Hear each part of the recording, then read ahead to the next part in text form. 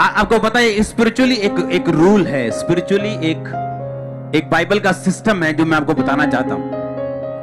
मान लो अगर एक व्यक्ति जिसने सेवा शुरू की है, अगर वो परमेश्वर से ये कहे कि नहीं मुझे लंगड़े चलाने का वरदान चाहिए तो ही मैं घर से निकलूंगा सेवा करने के लिए। ओके, समझ गए कि मुझे नहीं है सिर दर्द वाली अभी गवाहियां चाहिए, मुझे लंगड़े चलाने की सामर्थ चाहिए तो मैं तेरा काम करूंगा। आप जानते हैं सारी उम्र वो घर में बैठा रहेगा और जो सिर दर्द का गिफ्ट है वो भी चला जाएगा। पता है कि नहीं आपको?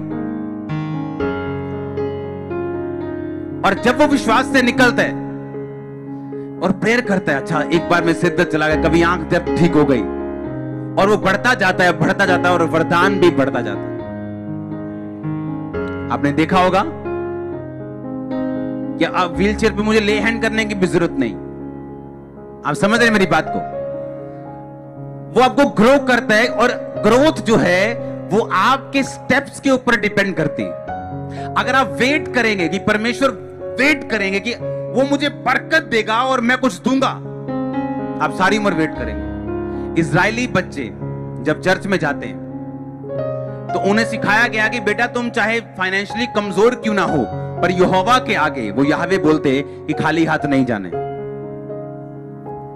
और चाहे तुम गरीब के बच्चे हो, जब तुम्हारे हाथ में 10 रुपए आएंगे तो 1 रुपया टाइथ, 1 रुपया ऑफरिंग और कुछ सेविंग, और जो बचा उसको खर्चा। उनको बचपन से सिखाया जाता है जब वो छोटे होते हैं। बाइबल में कुछ भी अपने आप नहीं हुआ, मानते हो कि नहीं मानते हो? अगर दाऊद ब्लेस था, 66 लड़ाइयां जीत के कहीं हारा नहीं, उसका कारण आपको बताया, हाँ या ना? सुलेमान की अमीरी का बताया कि नहीं बताया? कुछ भी बाइबल में अपने आप नहीं हुआ। समझ रहे हो कि नहीं? पूरी दुनिया में यूट्रस का कैंसर अगर सबसे कम कहीं है वो इजराइल में है। पता है क्यों?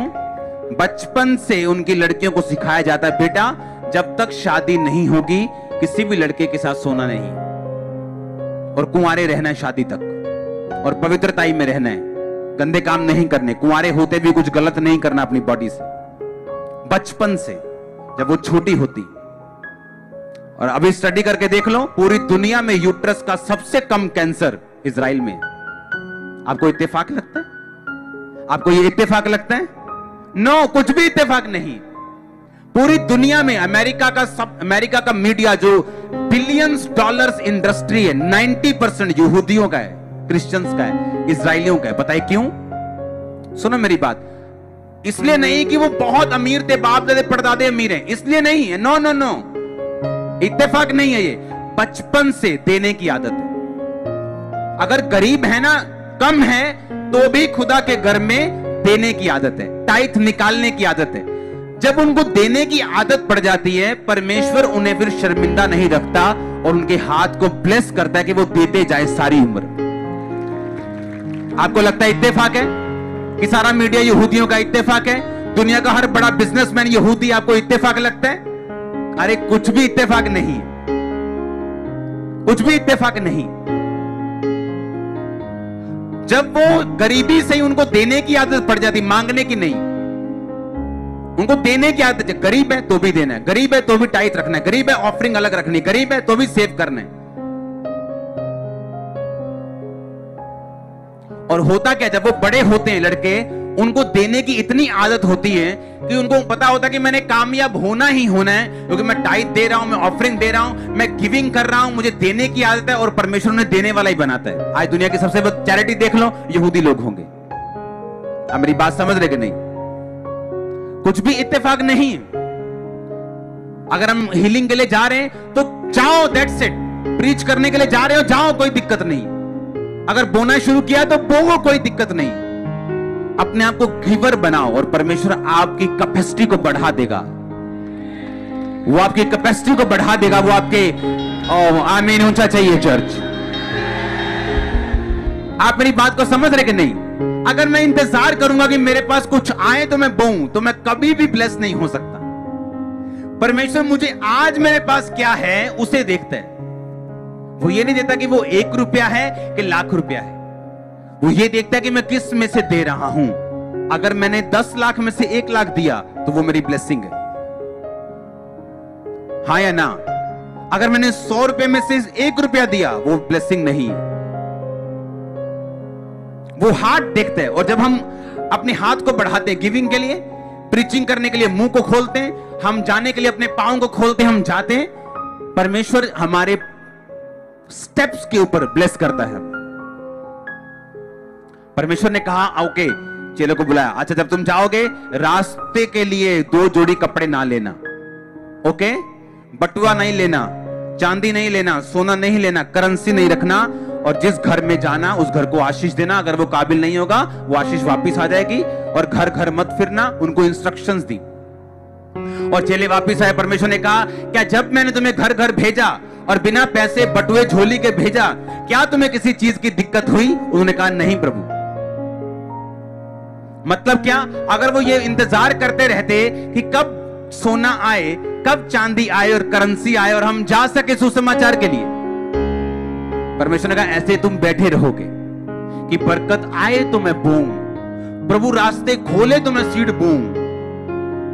परमेश्वर ने कहा बस शुरू कर दो, मैं तुम्हारे साथ हूंगा, तुम्हें किसी चीज की दिक्कत नहीं होगी,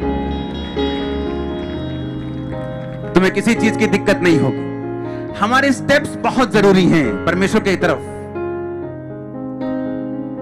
वो प्रेयर के हों, वो फास्टिंग के, बोने के हों, विश्वास के हों, हमारे स्टेप्स बहुत जरूरी हैं। उसने कहा वो सामने देश में तेरे हाथों में करता हूं, यहोशू जा और लड़ और जीत ले। परमेश्वर ने ये नहीं कहा वो देश तेरे हाथों में, जा और अब तू सो जा, नींद की गोली खा और एंजॉय कर। परमेश्वर ने कहा जा और लड़, मैं तुझे तेरे हाथों में करता हूं, अब स्टेप ले, कदम उठा, मैं तेरे साथ हूं।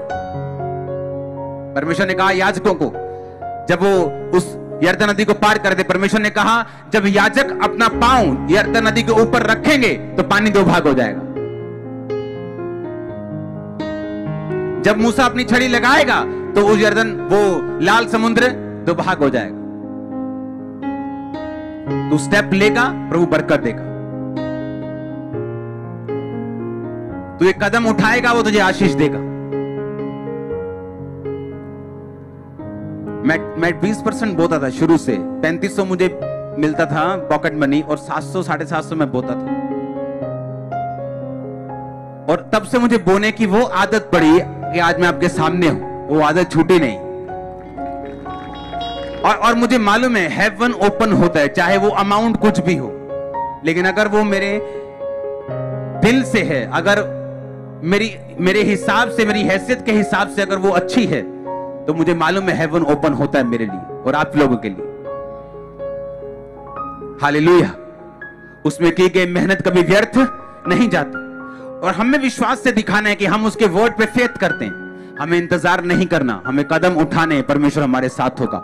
वो हेवंस ओपन करेगा, वो लोगों को कमांड करेगा, हेल्पर्स को कमांड करेगा। सुनो मेरी बात, मैंने कहा वो हेवन ओपन कर देगा आप लोगों के लिए। वो हेवन को कमांड करेगा कि आपकी जरूरतें पूरी होनी चाहिए।